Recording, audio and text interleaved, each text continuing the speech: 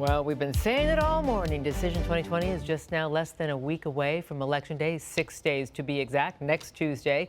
Facebook and other social media companies have taken steps to keep political candidates and their campaigns from using the platforms to cast doubt this election and on its outcome. And joining us now via Skype to discuss social media's impact on politics is Dr. Norma Mendoza-Denton. And we're so happy to have you, Doctor, join us this morning. Thank you. Great to have you. Good morning.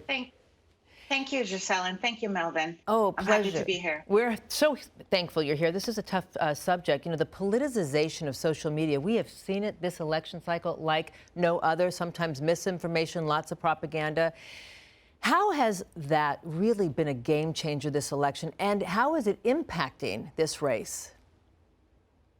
I think that the social media presence of both candidates has been a really important factor in this election. As we know, President Donald Trump has been really the first president to utilize Twitter as a way to really talk directly to his constituencies, and in some ways to really stoke the passions of his constituents in terms of what he would like them to do.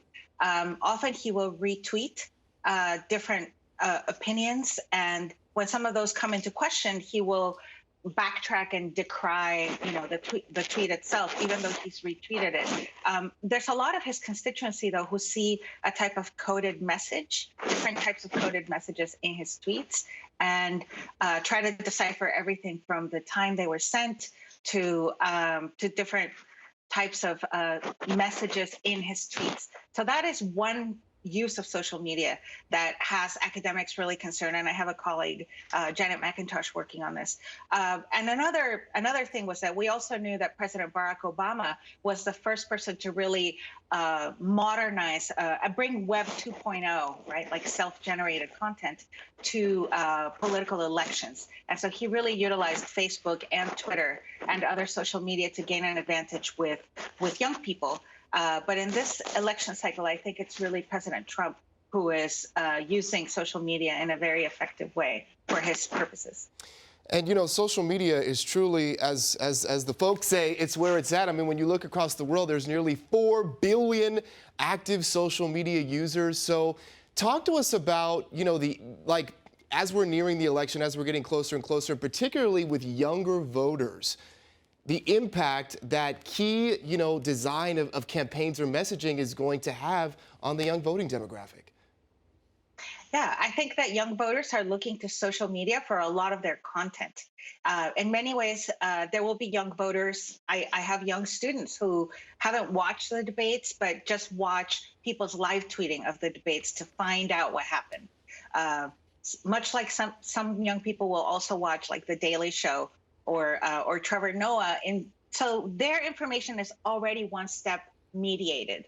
And the challenge is to get young people to engage with the candidates and the political content themselves, I think. You talked about President Trump's use of Twitter.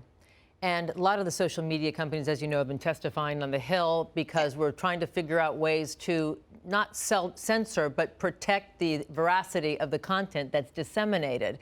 And obviously, there are big challenges that we face to try and figure that out. We're in uncharted territory. But talk to us about the significance of vitriolic language and what it does and how it kind of really impacts the zeitgeist and people's attitudes towards one another. Well, you were also saying, just to hop on that before you go, I was reading about you too, and to that point, you were saying that President Trump is a linguistic emergency with the way that he shapes realities through his language. Yeah. Okay, so there's 2 questions there. I'm going to talk to the emergency first. One reason that we have dubbed it a linguistic emergency is because the ground of meaning is shifting right under our feet. In other words, by censoring certain kinds of just information, right? Like what can be called an airborne virus? What types of White House websites can be in what languages? These are ways of restricting access to information. For instance, saying that the CDC is not allowed to speak to certain kinds of press, or to say that we're not allowed to say climate change or evidence-based, censoring certain kinds of ways of communicating, in effect, shifts the linguistic ground that we stand on. So that's the first thing. And the second thing is that the use of vitriolic language is really important, because for everything that gets out in the public sphere, it means that it has that little bit more of a license. So if you go ahead and call Latinx people rapists, or you say that some places are shithole countries or whatever it is, you have made it that much more possible, right? There's a precedent for saying these types of things in public and to other people. And so you'll really see, you are really able to see how this plays out even at the youngest members of society, right? That in playgrounds, people will say, oh, you're an immigrant from a shithole country. And that's just unacceptable. I think for many, many years to come, historians will look back on this time, and certainly First Amendment experts will look back on how the media handled this time. And because it's just such uncharted territory, and we'll have a lot of reckoning to do.